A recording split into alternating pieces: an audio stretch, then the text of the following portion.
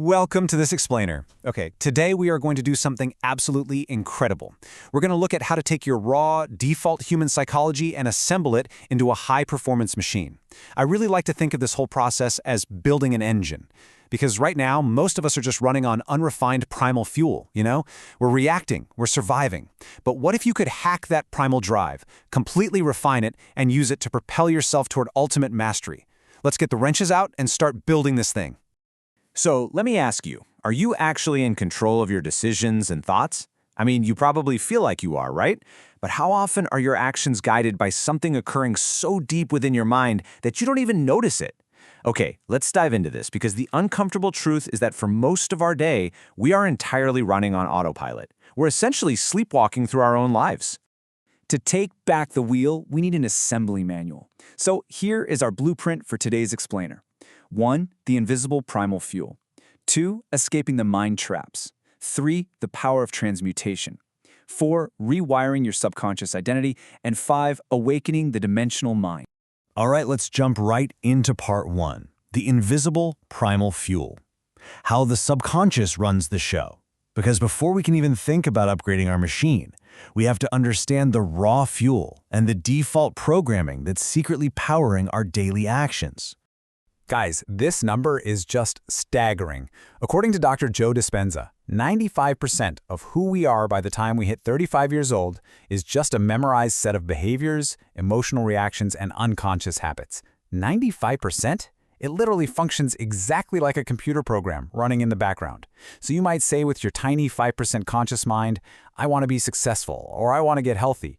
But you're pitting that little 5% against the 95% subconscious heavyweight champion. Nobel Prize-winning psychologist Daniel Kahneman breaks this down so brilliantly. Our brain basically operates on two systems. System 1 is that primal fuel. It's fast, it's automatic, and it takes almost zero effort. It's the survival brain that instantly yanks your hand away from a hot stove. System 2, on the other hand, well, that's the rational, analytical mind. It's slow and deliberate. The problem, our brains are hardwired for the law of least effort. System 2 is frankly lazy. So we just default to the easy, automatic, and heavily biased System 1 for almost everything we do. And because we always default to that automatic System 1, our engine gets clogged up with bad data. Which brings us to part 2, escaping the mind traps, identifying the filters. These cognitive biases basically act as dirty filters, completely blocking our rational System 2 thinking. And this brilliantly illustrates how we can proactively combat these traps. Take cognitive dissonance, for example. Remember Aesop's fable of the fox who couldn't reach the grapes, so he suddenly decided, well, they must be sour anyway. That's our brain trying to relieve the stress of failing by just inventing a brand new conflicting belief. The antidote here? Recognize that dissonance and actively choose one belief, rather than lying to yourself. Or look at the anchoring effect. There was this crazy study where experienced German judges rolled loaded dice right before sentencing a shoplifter. The judges who rolled a higher number actually handed down significantly longer prison sentences. A completely random number anchored their professional judgment. To fix this, you literally have to set your own mental anchors before going into any situation. Lastly, there's confirmation bias. That's our natural tendency to only seek out information that proves us right. The fix here is to think gray. You've got to step outside your echo chamber and deliberately explore the gray areas. So now that we've cleared out those dirty filters, it's time to build the core of our engine. Part 3, the power of transmutation, upgrading your raw fuel. We're going to upgrade our raw energy using this absolutely revolutionary concept popularized by Napoleon Hill. Transmute. I know, it sounds kind of like magic, right? But it's incredibly practical. It just means changing or transferring one element or form of energy into another. Hill identified that we human beings have these incredibly powerful primal drives, like our desire for connection or our most potent biological and sexual desires. This energy is intensely, heavily emotionally charged. But here's the secret. The most successful people in the world don't just let that raw energy control them. They transmute it.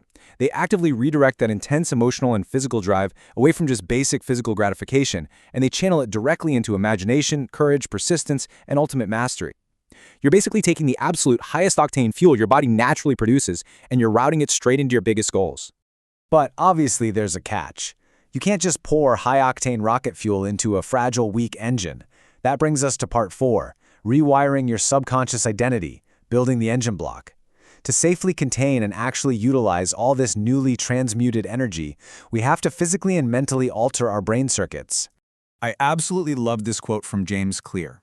Every action you take is a vote for the type of person you wish to become. See, identity isn't fixed. It's built from past evidence. When you repeat a small habit, like simply making your bed in the morning or sitting down at your desk to write, you aren't just checking off a task. You are physically changing your brain and providing irrefutable evidence to yourself of this brand new identity. So the crucial point is, how do we actually install this new identity into that stubborn 95% subconscious we talked about earlier? Well, Dr. Joe Dispenza outlines a clear process for this. First, you have to slow your brainwaves down through meditation, effectively bypassing that analytical mind. Then you step into the unknown to mentally rehearse your future. But listen, here is a major warning. Your primal body absolutely hates the unknown. To your body, the unknown feels like death. Literally, the second you sit down to do this, your nose will suddenly itch or you'll randomly remember an email you forgot to send. That is your old program fighting for its life, trying to drag you kicking and screaming back to the familiar. You have to push through it. Now, what's really interesting about this slide is how we actually go about physically building these new circuits in our modern, crazy world. It all comes down to focus. When you engage in deep work, you isolate a very specific neural circuit. Your brain coats it in myelin, which is kind of like a biological insulation, and that makes the circuit fire faster and cleaner. That is exactly how mastery is built. But if you try to learn a complex skill while keeping your TikTok feed open on your phone, you fall victim to what Jim Quick calls the digital deluge. You're just randomly firing way too many circuits all at once, diluting your focus and actively destroying your brain's ability to lock in that new identity. Okay, so we have our upgraded fuel. We've built our rewired engine block. This brings us to the final phase, Part 5, Awakening the Dimensional Mind, the ignition. When you finally push past the pain of rewiring and you really master the basics of your field, you unlock what Robert Greene calls the dimensional mind. This is the sweet spot where you fuse your slow, rational System 2 right together with your fast, intuitive System 1. To maintain this, you need to master a few key strategies. First up, cultivate negative capability, meaning you learn to sit comfortably with uncertainty instead of panicking and rushing for an easy answer. Next, you got to allow for serendipity by actively stepping out of your comfort zone. Alter your perspective by looking for what's missing, not just what's right in front of your face. And ultimately, revert to primal intelligence. This means engaging your senses so deeply with whatever you're working on that you actually anticipate trends and act with instinctual precision. This is that ultimate state of flow where you literally become an unstoppable creative force. Which brings us to our final thought. The manual is right here in your hands. You now know that your biases can be hacked, your primal energy can be transmuted, and your very identity can be completely rewired vote by vote. So I'm going to leave you with this. If you can rewrite the 95% of your subconscious programming, what kind of engine are you going to build? Stop sleepwalking. Start transmuting. Thank you so much for joining me on this explainer, and I will see you next time.